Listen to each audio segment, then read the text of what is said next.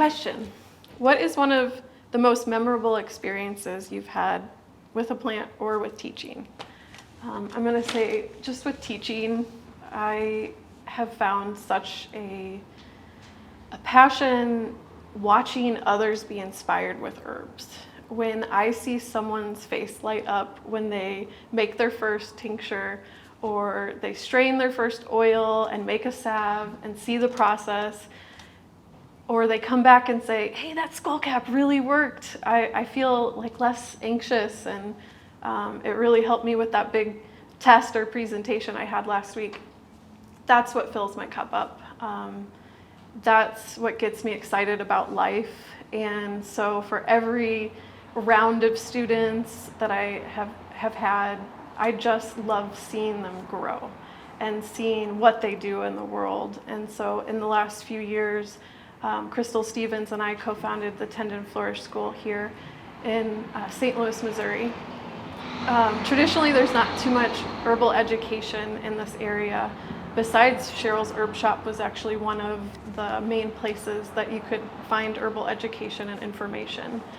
And so once we started launching programs and classes, it was just amazing to see how excited people were to have something close by that they could access this information. Because of course you can go online, you can watch videos, you can read books, you can, try and experiment at home, but there's nothing quite like personal instruction, one-on-one with a teacher, seeing the teacher make a preparation, then being able to do it yourself, feeling the herbs, smelling the herbs, tasting them.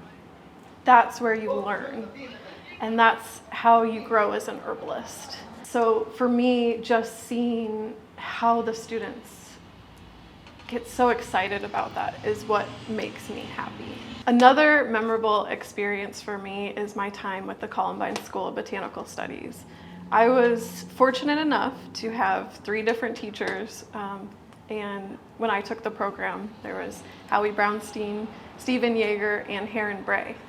And being out in the woods with them is just, it's not only fun, exciting, thrilling, you're laughing, you're having a good time.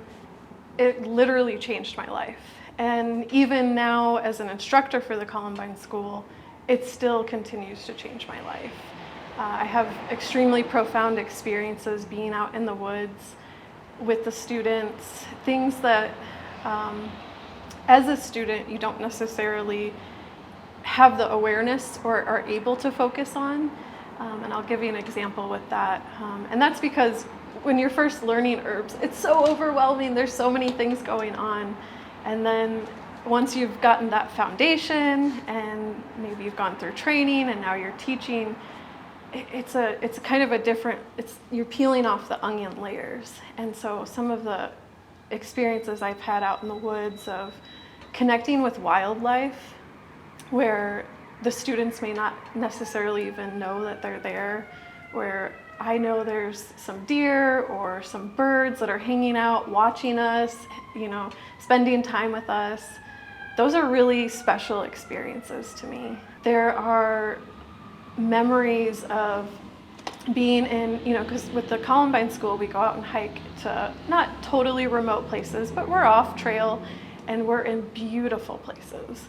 And just even sitting back on lunch break, you have like 30 minutes, you're pretty tired from hiking all day. It could have been snowing, raining, it could be frying hot, it could be all the above.